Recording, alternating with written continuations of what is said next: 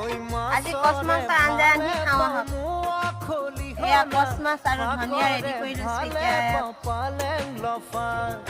ছোৱালীৰ ভালে পাওঁ মিঠা বৰণৈ কঁকালাহি পাহি কুণ্ডত কটা তোকে দেখা পাই বাঢ়িছে জানৈ মনৰে ভিতৰৰ নৈ নিজৰা